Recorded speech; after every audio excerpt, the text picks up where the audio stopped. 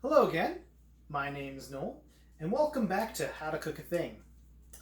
Today we're moving on from lentils as promised, but on to another legume, navy beans. I know dried beans give a lot of people pause. They certainly gave me a pause when I started, but they're super simple.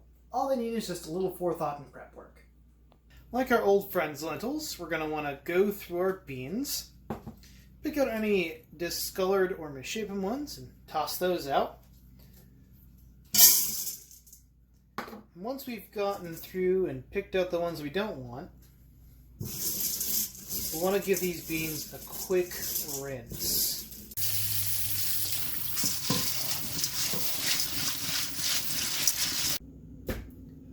Once your beans are picked through and rinsed, the last thing you need to do is soak them so they'll cook in a reasonable amount of time. The easiest way to do this, by far, is to take your beans and leave them in a pot of water overnight. You're going to want to soak them for at least 8 hours. Alternatively, if you're pressed for time, you can bring the water to a boil for about 5 to 10 minutes and then let the beans sit for another hour to 2 hours.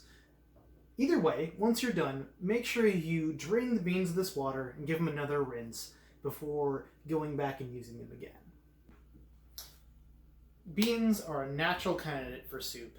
And speaking of candidates, the soup I am showing you today is Senate bean soup.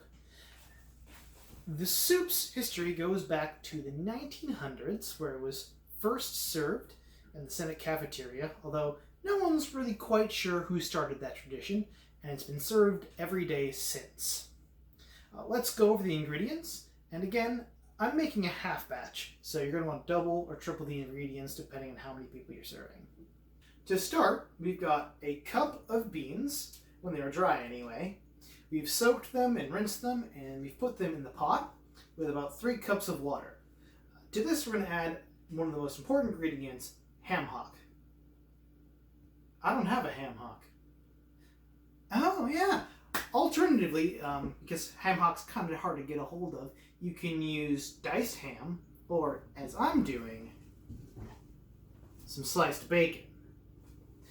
I've got about a half pound of sliced bacon I'm going to add to this pot.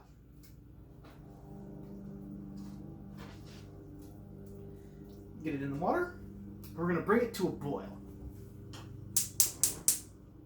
Once it's got to a boil, if there's any foamy fat, you want to see if you can skim off some of that.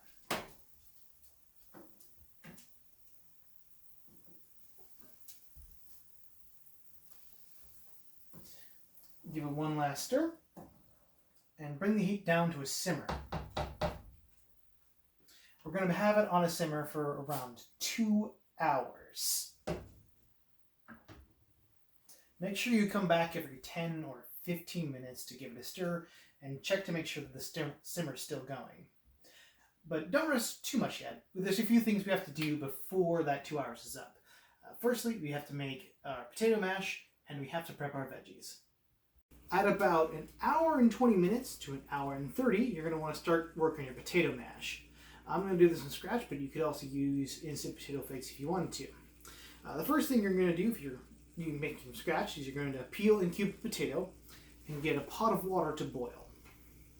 Once you've got that going, you just drop in your potato. Don't just splash as much as I have. Oof.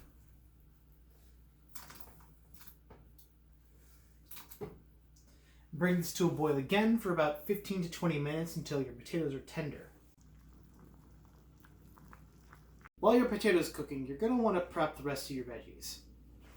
We've got a garlic clove, minced, half an onion, chopped, a celery stalk, chopped, and a handful of parsley, also chopped. Now that our potato is tender, we're going to take it off the heat and drain it.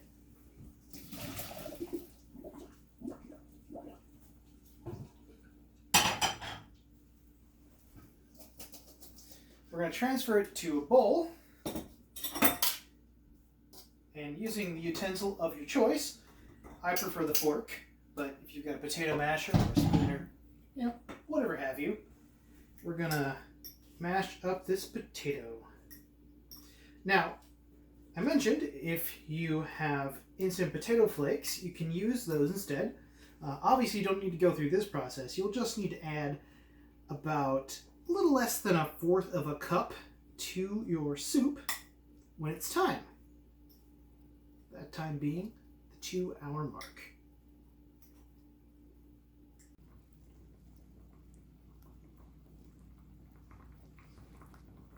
It's been 2 hours, so let's add our vegetables and our potato mash.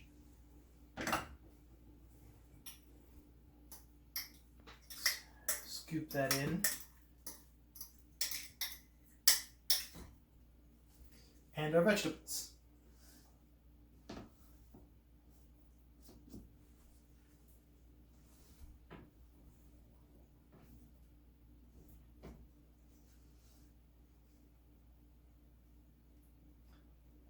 Minced garlic is always a bit sticky. Scoot it off, yeah. And stir that in.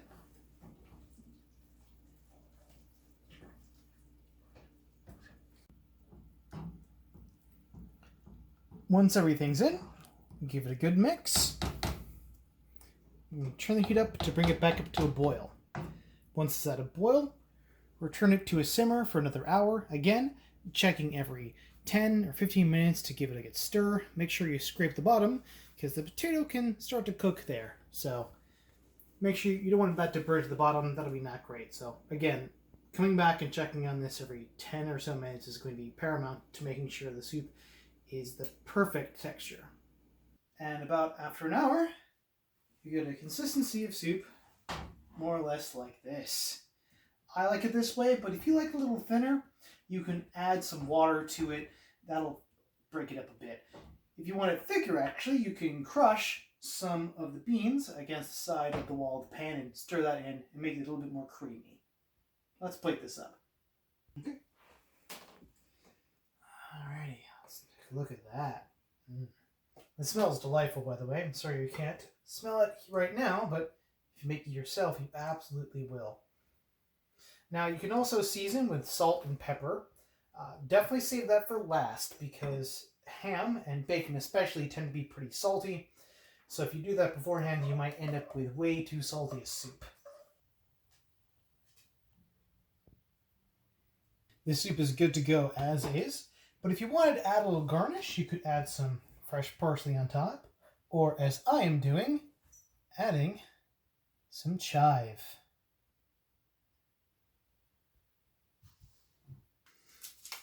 Alrighty, let's give it a taste. Pretty hot. Oh yeah, that's real good. Very meaty, very filling. And I hope you have as much fun making it as I did, and I hope you enjoy eating it as much as I will.